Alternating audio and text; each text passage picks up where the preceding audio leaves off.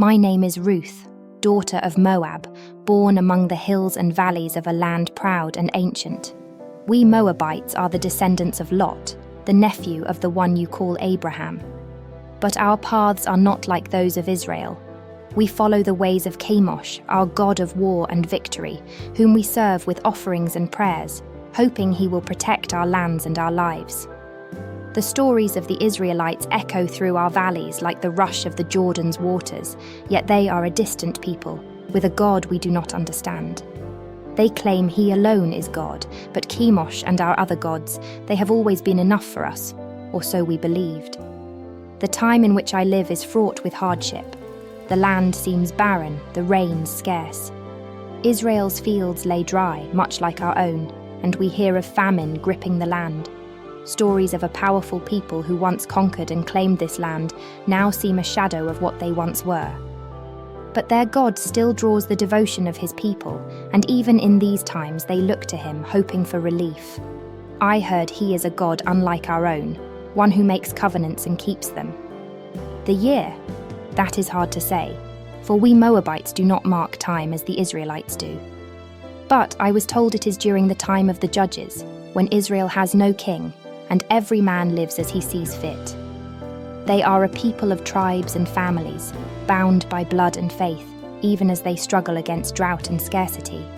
For my people, these are days of survival. We too struggle, but we do not share Israel's God or their hope. Yet, even as their land and ours share the same trials, I never would have imagined that their lives and ours would so strangely intertwine, or that the course of my own life would change so completely because of the choices I would make, choices that would lead me away from everything I knew and toward a new life among a people so different from my own.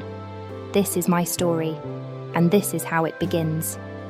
In those days, when hunger haunted the land like a thief in the night, a family from Bethlehem in Judah came to Moab, seeking refuge. Elimelech was the name of the man, and Naomi his wife, with 2 sons beside them. They came weary and worn, carrying the weight of their homeland's loss, their faces set with the look of those who know hardship and cling to hope. I remember when I first saw them, strangers wrapped in foreign clothing, speaking in voices unfamiliar to our ears.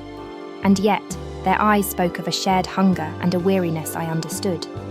They were not here to stay forever, or so it seemed. Their purpose was survival, and I respected that, for we all struggled to endure. In time, my path crossed with that of one of the sons, Marlon. His kindness was quiet, his eyes holding a depth I had not often seen. Before I knew it, I was bound to him by marriage, and he became my husband. My sister-in-law, Orpah, also married his brother, Chilion. Together, we Moabite women became daughters of Naomi, linked not just by marriage, but by the quiet bonds of survival and sorrow. The years passed, yet the struggle never left us. The land, both ours and theirs, still bore the mark of famine. And then, as if the heavens themselves were not content to let us be, death crept into our household.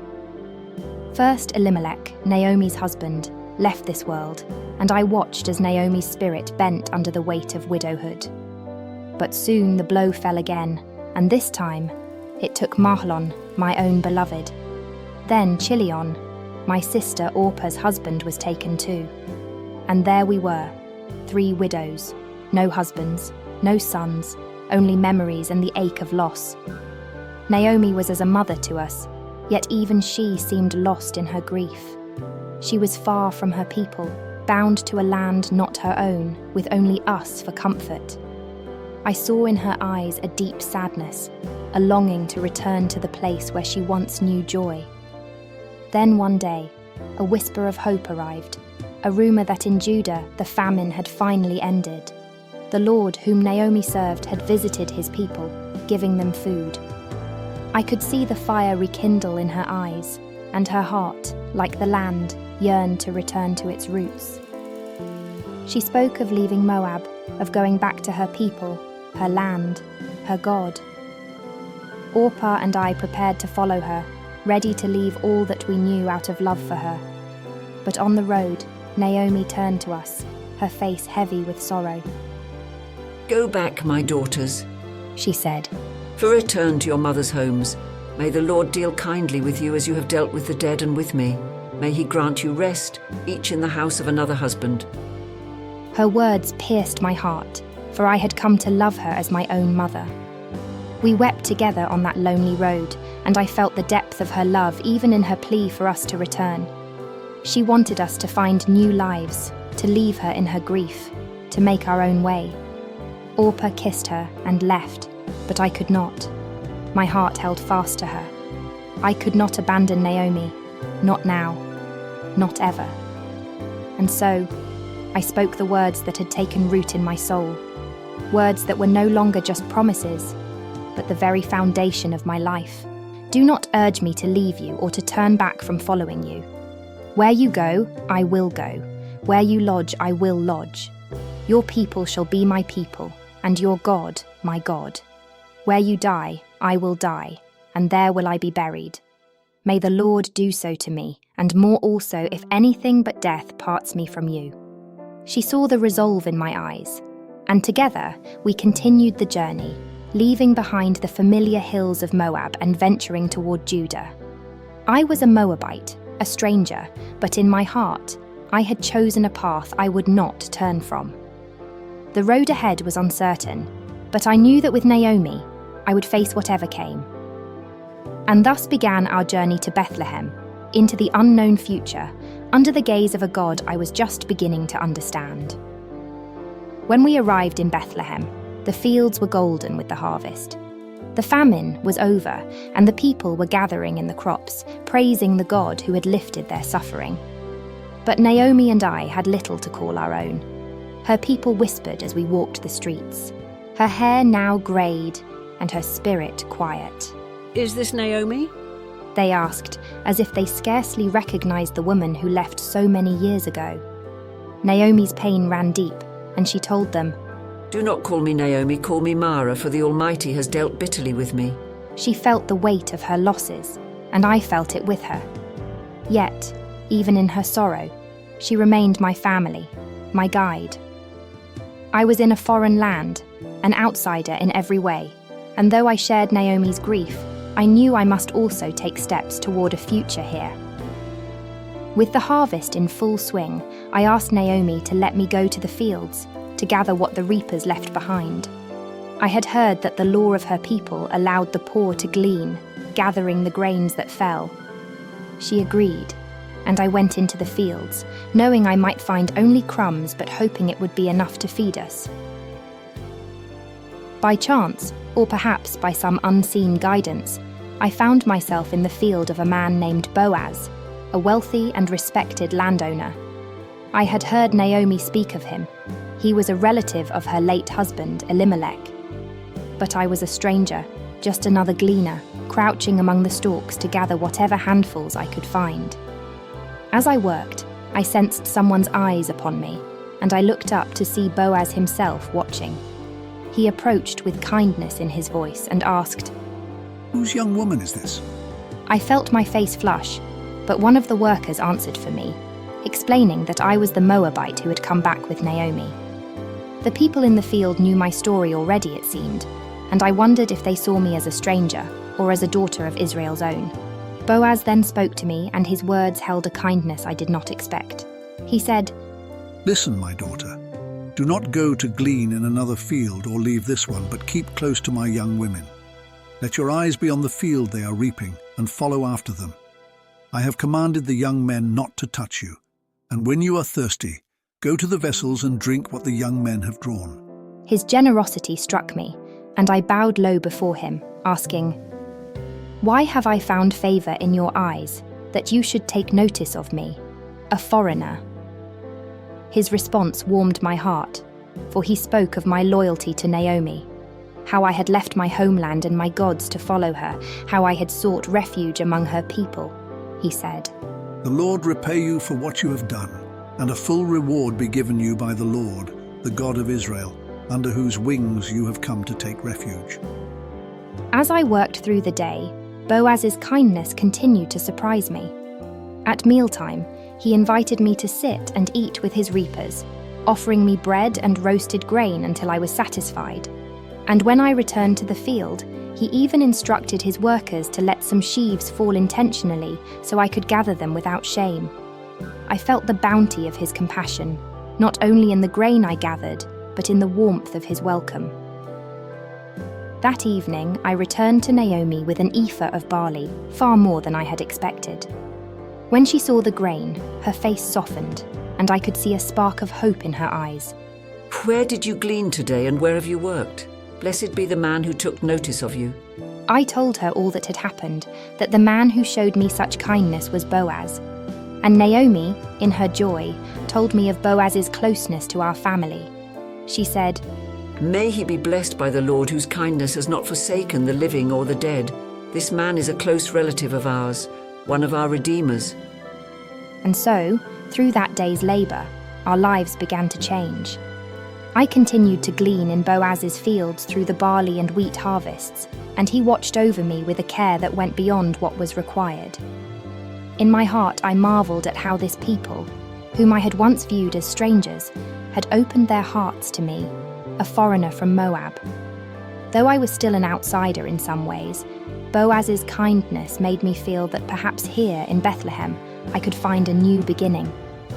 Naomi and I both sensed that God's hand had begun to move, quietly, guiding us toward a purpose we could not yet see.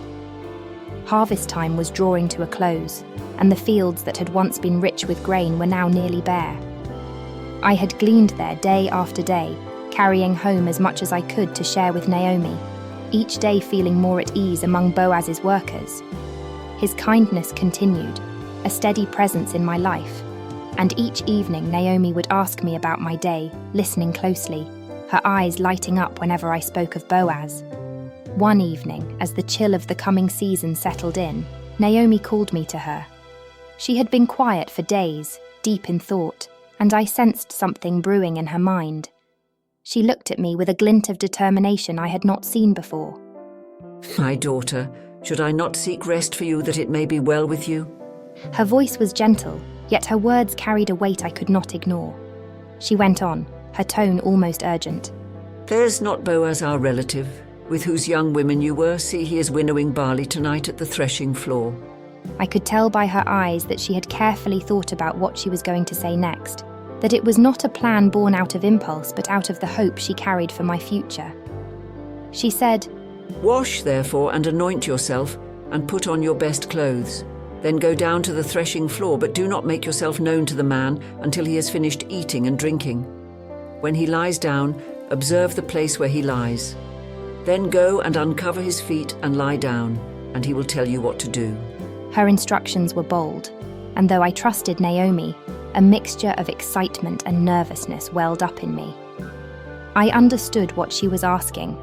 This was a Moabite custom too, a gesture of humility and trust.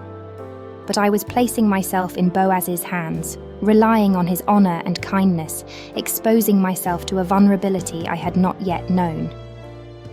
Still, I looked into Naomi's eyes, steady and resolute. All that you say I will do, I told her, determined to follow her guidance. So that night, under the cover of darkness, I did as she asked. I bathed and put on my best clothing, my heart pounding as I walked to the threshing floor. I kept to the shadows, my steps silent. I found Boaz resting, lying near the grain he had gathered, and after watching him fall asleep, I knelt beside him and gently uncovered his feet, lying down at his side. I was filled with both a strange peace and an unease, waiting, hoping he would respond kindly. In the middle of the night, he stirred. Feeling the coolness at his feet, he reached out, then looked down to find me there. Who are you? He asked, startled. It is I, Ruth, your servant, I whispered, lifting my voice just enough for him to hear. Spread your covering over your servant, for you are a redeemer. In my heart, I knew the meaning of my request. I was asking him to take me under his care, to redeem not only my life but the legacy of Naomi's family. And there, in the stillness of the night, Boaz's kindness met my hope. His voice was gentle as he spoke, filled with honor and compassion. May you be blessed by the Lord, my daughter. You have made this last kindness greater than the first, in that you have not gone after young men, whether poor or rich." His words reassured me, soothing the doubts I had harboured. He went on, his voice steady, a warmth in his gaze. "Do not fear. I will do for you all that you ask, for all my fellow townsmen know that you are a worthy woman. And now it is true that I am a redeemer. Yet there is a redeemer nearer than I." He promised to settle the matter that very day. If the other relative was willing to redeem me, then so be it. But if not, he would take me as his own. His kindness and his integrity shone even in that moment of uncertainty, and I knew that no matter the outcome, he would do right by me. He asked me to rest there until dawn, but as the light began to break, he urged me to leave quietly so as not to raise suspicion. Before I went, he filled my cloak with 6 measures of barley, a gift for Naomi and a sign of his care for us both. When I returned home, Naomi was waiting, her eyes sharp with curiosity. I told her everything that had happened, every word that Boaz had spoken. She nodded thoughtfully, and a look of satisfaction crossed her face. "Wait, my daughter, She said, her voice calm but certain. for until you learn how the matter turns out, for the man will not rest, but will settle the matter today." And so we waited, filled with both expectation and uncertainty, knowing that whatever happened next was in the hands of God, and in the heart of a man who had shown us nothing but kindness. At first, the man, the nearer kinsman, agreed to redeem the piece of land which belonged to Elimelech. My heart must have skipped a beat when I heard it, for I knew that if he chose to redeem the land, he would also take me to raise up an heir for Naomi's family. But then Boaz explained further, saying that with the land came the responsibility of marrying me, the Moabite widow of Mahlon, to preserve the family line. Upon hearing this, the man hesitated. He considered the land and the obligation it carried, and he said, "I cannot redeem it for myself, lest I impair my own inheritance. Take my right of redemption yourself, for I cannot do it." And with that, he removed his sandal, a symbol of transferring his right to Boaz in the presence of the witnesses. My heart soared when I heard the news. Boaz, with honour and a sense of duty, took on the role of our Redeemer. He proclaimed to the elders and all who were there, "You are witnesses this day that I have bought from the hand of Naomi all that belonged to Elimelech, and all that belonged to Chilion and Mahlon. Also Ruth the Moabite, the widow of Mahlon, I have acquired as my wife, to perpetuate the name of the dead in his inheritance." The elders and people blessed him, praying that our union would bring fruitfulness and legacy to Israel, just as Rachel and Leah had built up the house of Israel. Their blessing wrapped around me like a warm cloak, and I felt as if I had finally become a part of this people, no longer a foreigner or a stranger. And so, Boaz and I were wed. In him, I found a husband who was honourable, kind, and faithful. We were blessed with a son, whom we named Obed. And when Naomi took him in her arms, joy filled her eyes once more. The women of Bethlehem celebrated with us, saying to Naomi, "Blessed be the Lord who has not left you this day without a redeemer. And may his name be renowned in Israel. He shall be to you a restorer of life and a nourisher of your old age." In time, I came to understand the weight of those words. For through Obed, I saw Naomi's heart restored, and I saw that God had indeed brought life from loss, hope from despair.